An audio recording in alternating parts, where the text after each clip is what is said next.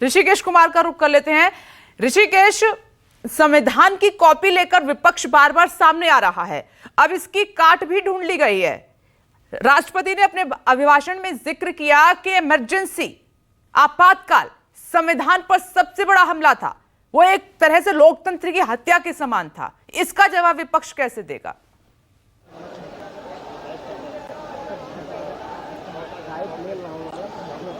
बिल्कुल विपनेश, जिस आपातकाल का जिक्र कल ओम बिरला कर रहे थे वही अब अभिभाषण में है।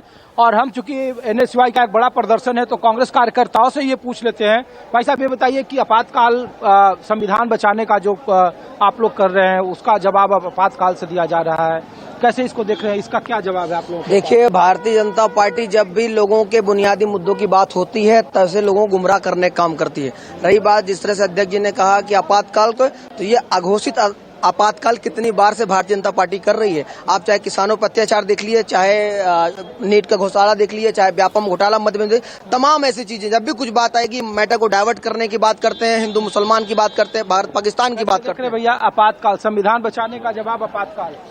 देखिए, ऐसा है कि वर्तमान के जो मुद्दे हैं, शिक्षा, बेरोजगारी, आज पूरे देश में पेपर लीक हो रहे हैं, फेयर सिलेक्शन नहीं हो रहे, तो स्वाभाविक सी बात है कि भाजपा युवाओं का, देश के लोगों का ध्यान दूसरी तरफ डाइवर्ट करना चाहेगी। इन्हीं मुद्दों को लेकर वो उल्टी सीधी बातें कर रही हैं। पेपर लीक का भी मुद्दा राष्ट्रपति ने अपने अभिभाषण में उठाया है, सरकार के एजेंडे में है पेपर लीक का भी मुद्दा। बिल्कुल है, तो वो तो स्वाभाविक सी बात है। इतना मजबूत अपोजिशन खड़ा हुआ है राहुल गांधी जी के नेतृत्व में, तो ये चीजें तो भाजपा को करनी ही होंगी। आपातकाल संविधान बचाने का जवाब अब आपातकाल से दिया जा रहा है, क्या जवाब है आप लोगों को? देखिए, भारतीय जनता पार्टी आज पूरे अपने देश में जो बेसिक बुनियादी चीजें हैं, महंगाई, बेरोजगारी, शिक्षा, इन पर कभी बात नहीं की। हमेशा मंदिर, मस्जिद, हिंदू मुस्लिम, इन बातों पर वो हमेशा राजनीति करते रही। जो बेसिक समस्या है देश की, शिक्षा हो गया, रोजगार हो गया, महंगाई हो गया, जिसकी अभी तो संविधान बचाने की बात कर रहे थे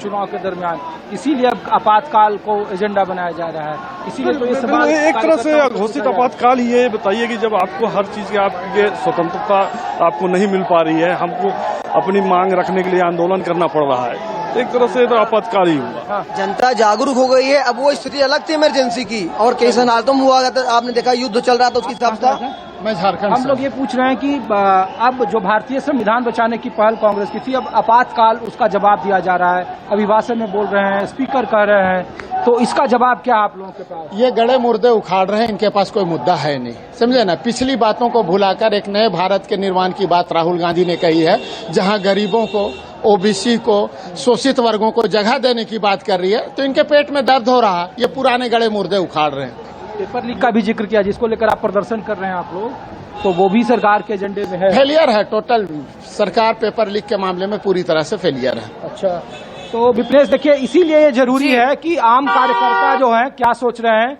आपातकाल को एक बड़ा हथियार बनाया गया है संविधान बचाने को लेकर। ऋषिकेश, आप बने रहें।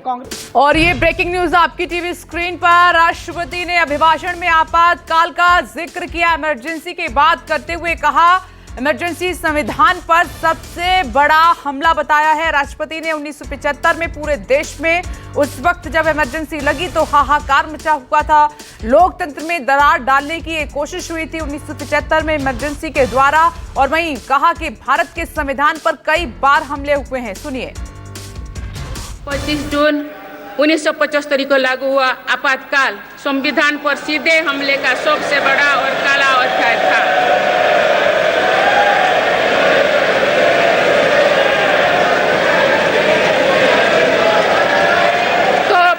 देश में हाहाकार मच गया था, लेकिन ऐसी